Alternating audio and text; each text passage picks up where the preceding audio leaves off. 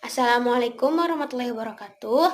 Halo semuanya, balik lagi bersama saya Alifa Azahra dengan NPM 10222023 dari kelas C122 Akuntansi. Kali ini saya akan membahas sedikit materi mengenai Computer Fraud and Cyber Security. Apa saja sih pembahasannya? Tanpa berlama-lama, langsung saja masuk ke dalam materinya. Computer fraud. Fraud adalah kecurangan atau penipuan yang merupakan suatu tindakan yang digunakan oleh seseorang menimbulkan ketidakadilan atau kerugian bagi pihak lain. Computer fraud adalah perbuatan melawan hukum yang dilakukan memakai komputer sebagai sarana atau alat atau komputer sebagai objek, baik untuk memperoleh keuntungan ataupun tidak dengan merugikan pihak lain.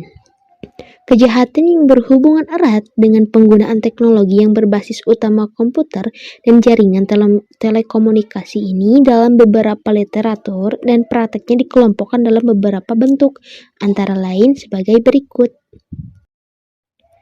Yang pertama ada illegal access atau akses tanpa izin. Yang kedua ada illegal contents atau konten tidak sah. Lalu selanjutnya ada data forgery atau pemalsuan data. Selanjutnya ada spionage cyber atau mata-mata, lalu ada data theft atau mencuri data, dan yang terakhir ada misuse of device atau menyalahgunakan peralatan komputer. Lalu selanjutnya ada macam-macam teknik dalam kejahatan terhadap sistem yang ada di komputer. Ada 4 ya teman-teman, dimana yang pertama ada hacking, yang kedua ada hijacking, yang ketiga ada spamming, dan yang terakhir ada spoof. Hacking itu apa sih? Jadi, hacking adalah kegiatan menerobos program komputer milik orang atau pihak lain.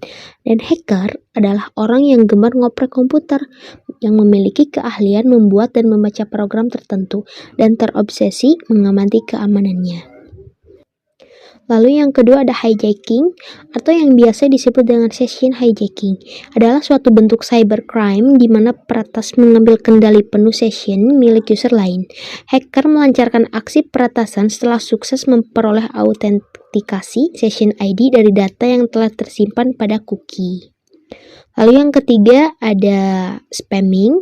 Spamming merupakan penggunaan sistem pesan untuk mengirim beberapa pesan yang tidak diminta ke sejumlah besar penerima untuk tujuan iklan komersial, untuk tujuan dakwah non-komersial, untuk tujuan terlarang, atau sekadar mengirimkan pesan yang sama berulang kali ke pengguna yang sama. Kemudian yang terakhir adalah spoof. Dari sisi pengertian, spoofing adalah serangan cyber di pelaku menggunakan identitas orang atau sungguhan untuk meyakinkan korban bahwa korban sedang berurusan dengan orang atau otoritas sungguhan. Sementara phishing adalah kegiatan mencuri informasi sensitif korban. Selanjutnya ada pengertian cyber security. Cyber security adalah aktivitas yang dilakukan sistem atau seseorang dalam rangka melindungi sistem komputer dari serangan.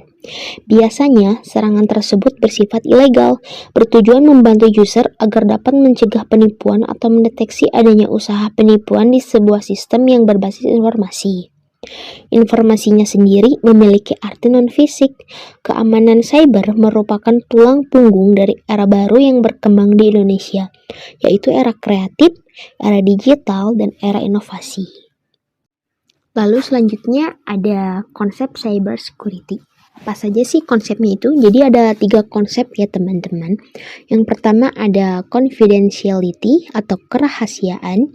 Yang kedua ada integrity atau integritas. Yang terakhir atau yang ketiga ada availability atau ketersediaan. Nah teman-teman, selanjutnya kita masuk ke dalam pembahasan atau slide yang terakhir ya, yaitu tentang cyber security pada akuntansi. Ketergantungan yang semakin meningkat dari perusahaan baik publik maupun perusahaan swasta terhadap teknologi informasi dan jaringan untuk sistem manajemen keuangan mereka semakin meningkatkan kerentanan mereka terhadap ancaman cyber. Perlindungan akan aset informasi telah menjadi agenda utama bagi para akuntan dan manajer.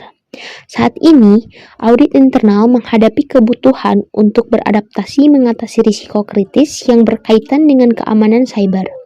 Untuk menghindari ancaman cyber, setiap organisasi harus menerapkan program keamanan cyber atau strategi keamanan cyber. Oke teman-teman, mungkin hanya itu saja yang bisa saya sampaikan. Pembahasan mengenai materi yang berjudul Computer Proud dan Cyber Security. Saya mohon maaf jika ada kesalahan dalam pengucapan kata maupun kalimat. Terima kasih yang sudah menonton sampai habis video ini. Wabillahi taufiq wal hidayah. Wassalamualaikum warahmatullahi wabarakatuh. See you.